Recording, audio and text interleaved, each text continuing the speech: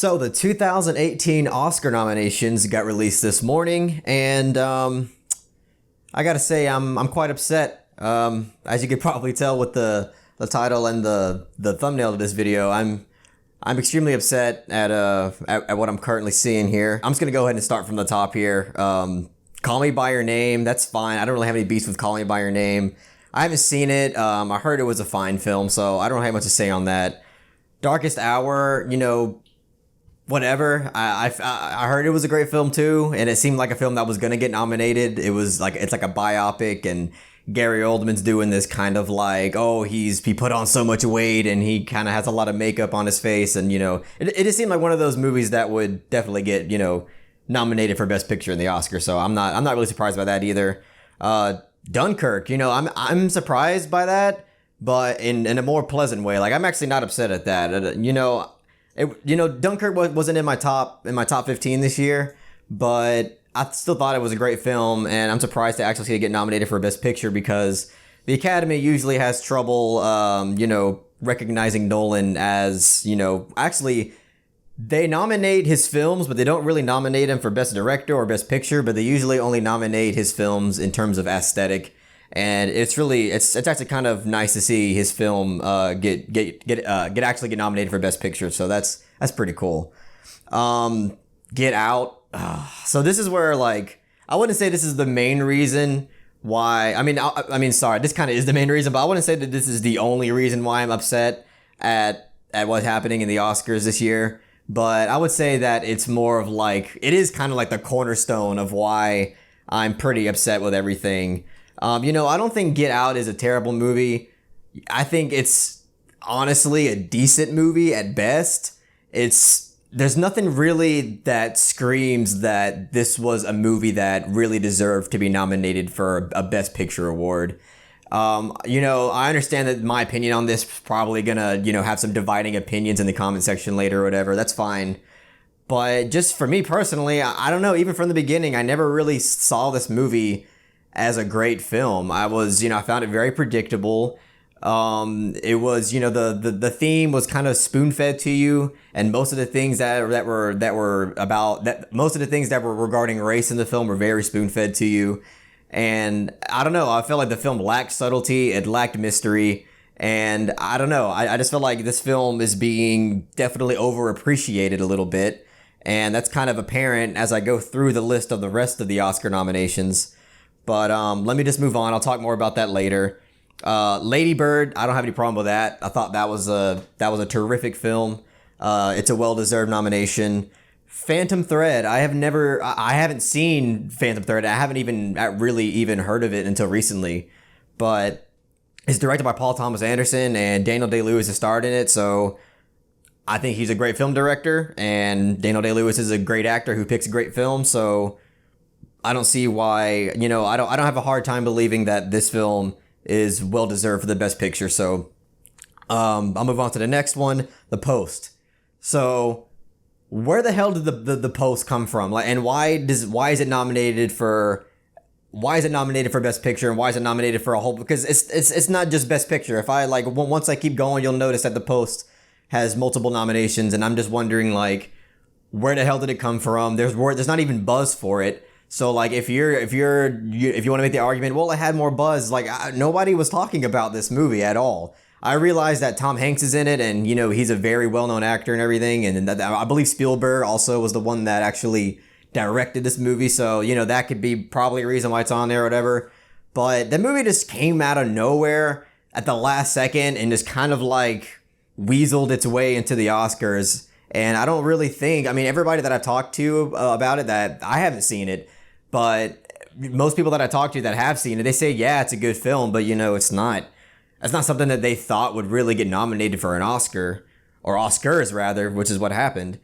But I don't know, it's quite annoying because, as I go through the rest of this Best Picture list, there's tons of snubs here. There's tons of great films that came out this year that are far superior than these films that I listed. And I know I'm going to get more people saying, well, art is subjective, man. How can you say which film is better? Like, I'm taking all aspects of filmmaking into account when I'm looking at this list and judging all the films. I am doing what the Academy is supposedly supposed to be doing, which is to take all aspects of filmmaking into account, you know, considering the aesthetics, cinematography, sound design, theme, acting, directing, writing, all that stuff. I'm trying to judge these films based on that. I don't want anybody thinking that it's just like me saying that, oh, I personally like this film and that's why I'm butthurt by this. Like, it's really not like that. The Post really came out of nowhere, and the next movie is the Shape of Water.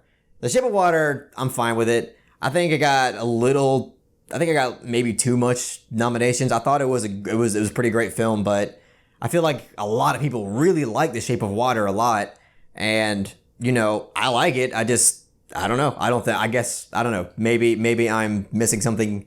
Maybe I need to watch it again. Maybe I'll like it more the second time. But you know, I wasn't really blown away by it as most people I think were.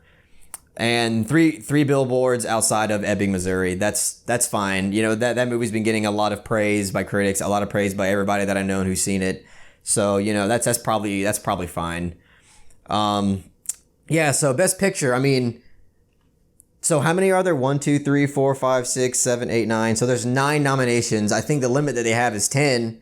So I don't understand why they didn't, you know, fill up the limit, because why wouldn't you? There's plenty of great films that you could have added into that 10th slot, but I guess you just stopped for some reason. I don't know. That's pretty horrible. You know, this is why the Oscars every year is just kind of getting really, really tiresome to me, because I feel like the people that the Academy, supposedly the hidden people call the Academy, they judge these movies and they're the ones that are putting this on there. But I don't feel like they're watching the movies. I really don't feel like they're actually keeping up with these films at all, because on this Best Picture list, there's tons of films that got snubbed, like The Florida Project. That was a great film that almost like universally critics agreed was just a spectacular film, and yet it's not on here like at all. But you have, you know, but Make Way for the Post, a movie that nobody was talking about and came out like fucking last week, you know, that film apparently is much more deserving than The Florida Project. I mean, and let's talk, I mean, what about freaking Blade Runner 2049? Blade Runner 2049 is a film that anybody that I talked to absolutely loves, and critics freaking loved it. It has an insanely high score on Rotten Tomatoes, and it's just a terrific film, and people absolutely love it. And for some reason, it's not up here in the Best Picture category.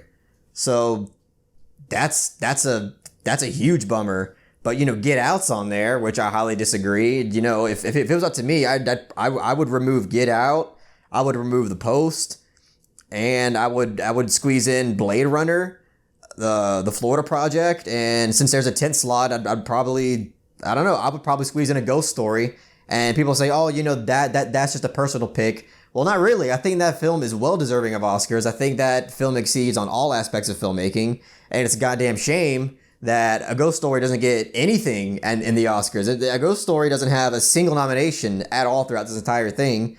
Neither does Good Time, which, again, is one of those movies that, you know, pretty much everybody agreed was just a phenomenal movie with also a phenomenal performance by Robert Pattinson. I'll get to that snub later. But yeah, so Best Picture category, huge bummer. I'll stop talking about it. I'm talking too much about it. Let me just move on here. Actress in a leading role. So, actress in a leading role. Let's start with Sally Hawkins, Shape of Water. I have no problem with that. Frances McDormand in 3 Billboards Outside of Ebbing, Missouri. That's fine. I heard she was great in that film. Margot Robbie, I, Tonya, you know, that's also not a surprise. From what I see, she seems to do a great job in that film, and everybody who's seen it says she's good, so that's not surprising. Saoirse Ronan, Lady Bird, that's a well-deserved nomination. She was great in that film. And then you have Meryl Streep in The Post. Like, what? I don't understand. Like, the Academy is just like, they know what they're doing at this point. They know that, like, Meryl Streep can fart in a movie. That's all she does, and then they'll nominate her. I don't understand why they keep doing this. Like, I'm so pissed because where Meryl Streep is at right now, you could have Brooklyn Prince from The Florida Project in there because she was much more well-deserved for the Oscar nomination. And people are going to say, well, you haven't even seen The Post. How can you say who's better? I'm sorry, but Meryl Streep. I'm just done with Meryl Streep. I'm sorry. I'm done. I don't care if she was really even good in the post. She gets nominated for everything that she's in. Everything. It doesn't matter what she's in. She's going to get nominated. Every year, she's always nominated for some movie that no one gives a shit about. Every single year, she's in a movie, and it doesn't matter what it is. The movie could have like a freaking like a low critic score, and it doesn't matter. She's gonna get nominated for the Oscar because I don't know. She's doing something behind the scenes to where she's getting these guaranteed nominations. She's always getting some sort of spotlight, and I'm sick of it because there could have been a much more deserving actress on this list, and instead it gets taken up by Meryl Streep. And that's highly upsetting to me. All right, so next we have actor in a leading role. Now this is where things kind of start to get a little dicey here, and it kind of gets me a little heated. Okay, so we have Timothy Chalamet. I don't know. Hopefully that's how you pronounce it. It's definitely not how you pronounce it. For Call Me by Your Name. I don't know. I haven't really seen that movie, so I don't really know. But I'm sure he's fine in it. I don't really have too much to say about that. Daniel Day-Lewis in Phantom Thread, that's fine. The dude's a phenomenal actor, one of the best actors in the business. I'm sure that's a well-deserved Oscar nomination. No problem with that. Daniel Kaluuya, Get Out. I'll come back to that in a second. Gary Oldman, Darkest Hour. That was foreseeable. Again, he was taking on this role that seemed very, Oscar baity, and that's not to devalue his performance, even though it's Oscar baity. That doesn't mean that he was bad in it. I'm sure he was phenomenal in it. But just saying that just seemed like one of those roles that, you would definitely see the Academy nominating. Denzel Washington and Roman J. Israel Esquire, I think is the acronym at the end of that. That honestly surprised the hell out of me because when that movie came out, it wasn't highly received like at all by critics. And neither necessarily was Denzel's performance either. Denzel, he seemed like he was great in the movie, but when the movie came out, people just seemed kind of bummed out and they didn't really make too much note of his performance or really praise the film in any way at least that I can remember. Denzel's also just, kind of one of those people who seems to get nominated for anything. But he's a great actor though, so it's whatever. Okay, so Daniel Kaluuya for Get Out, why is he here? I don't understand. Like, how did the Academy pick him over somebody? Like, when you see the movie Split, which came out this year, had probably honestly the best performance out of any actor that I've seen the entire year, with James McAvoy playing the main guy in Split. And James McAvoy was outstanding in that film. How do you snub him and give this to Daniel and Get Out?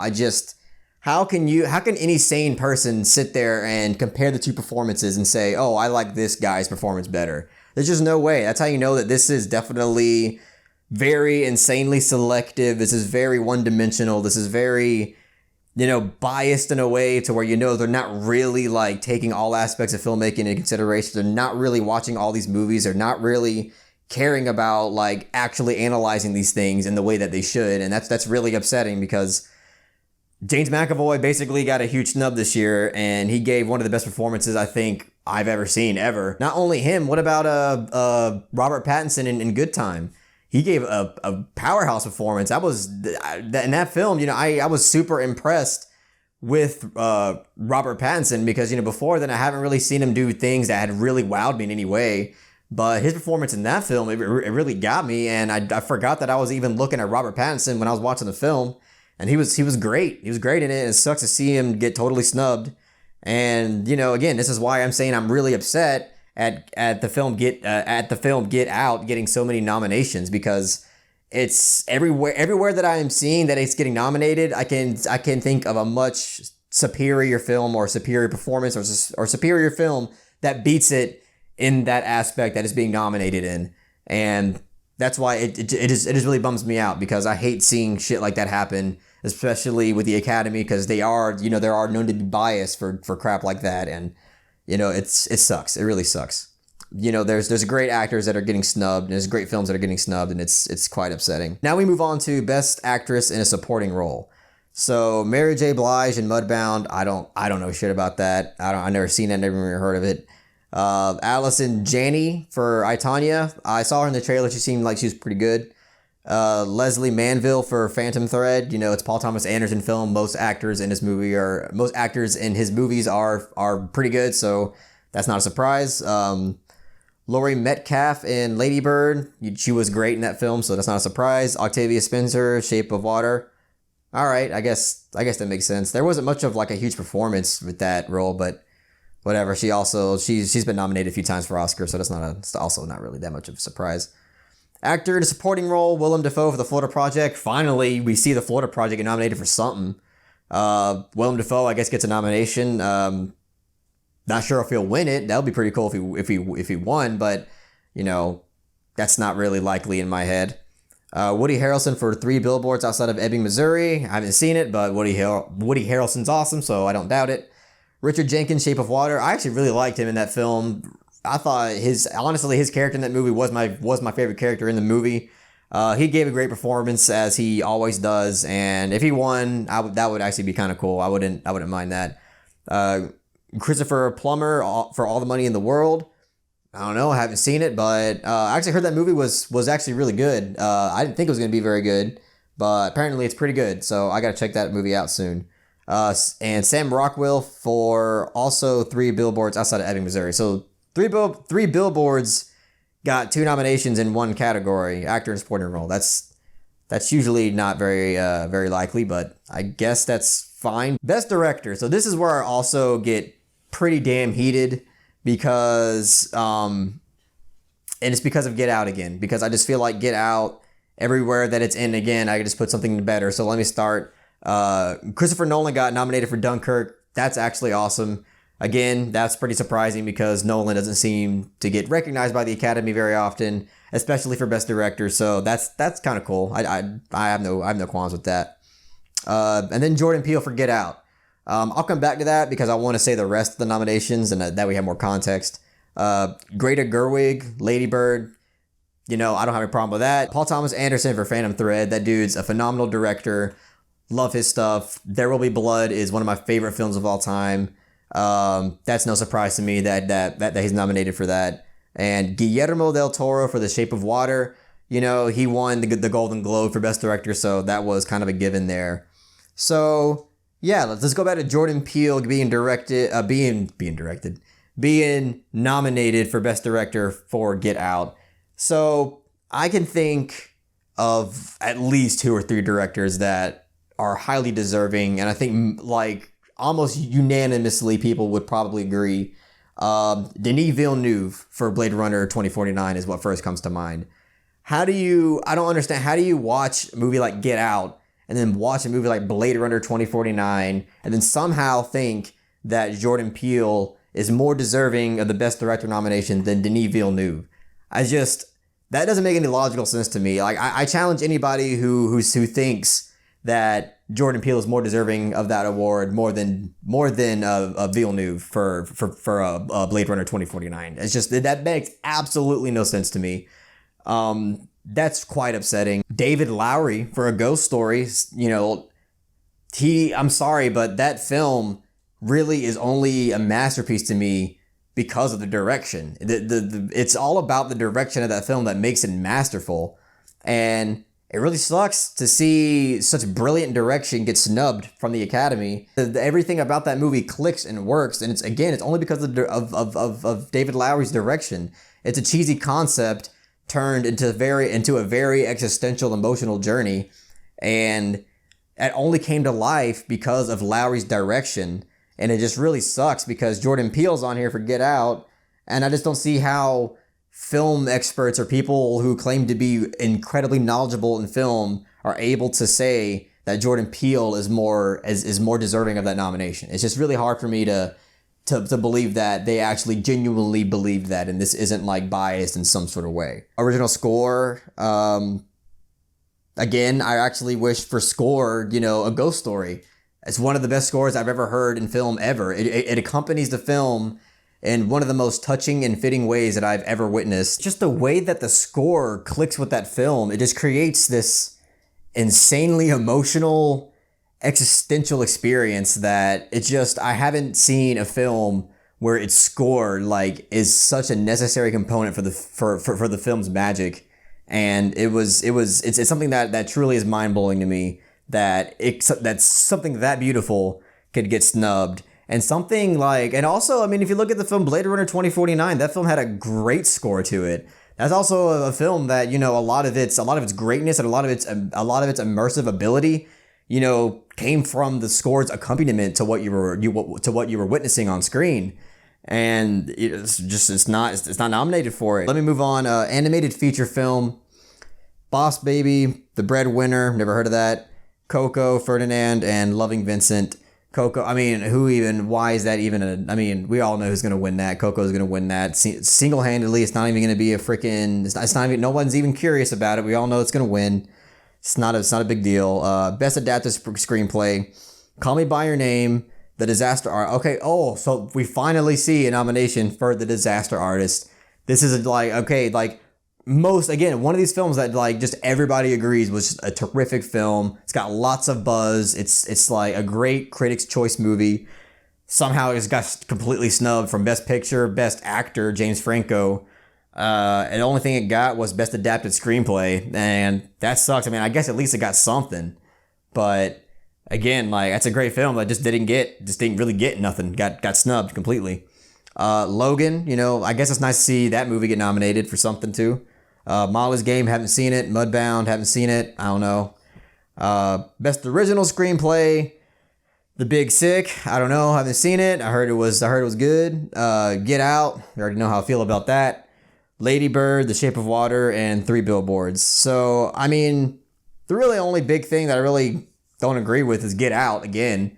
The Big Sick, you know, I don't know. I haven't seen it, but Get Out is just definitely like, again, like I would put Blade Runner there, or A Ghost Story there, or The Florida Project there, or, you know, all these other great films that just exceed. It's upsetting. I feel like Get Out is just, it's the big time snubber. It's the film that's there just to snub other greater films, and it sucks. I know a lot of people are gonna think I'm a fucking pretentious asshole for saying that, but whatever. That's just how I feel. The production design category, Blade Runner got itself a nomination here. Beauty and the Beast, Darkest Hour, Dunkirk, Shape of Water. Don't really have too much beast with that. You know, at least Blade Runner got a nomination. Cinematography. So Blade Runner, of course, had to get this. That movie cinematography was absolutely immaculate and was to near perfection. Some of the best work that I've ever seen in any film. And I'm so glad to see it nominated, and it better damn well win, because it's up against Darkest Hour, Dunkirk, Mudbound, Shape of Water. Dunkirk is probably the close second runner-up, but Blade Runner, I think, has just probably a huge edge in this category. I hope it wins. But okay, so yeah. Basically, I am pretty upset with the Oscars this year because Get Out and The Post made its way in categories where there are much, much more well-deserving films than that. It's quite a bummer to see Get Out take the place of so many films that could have been there.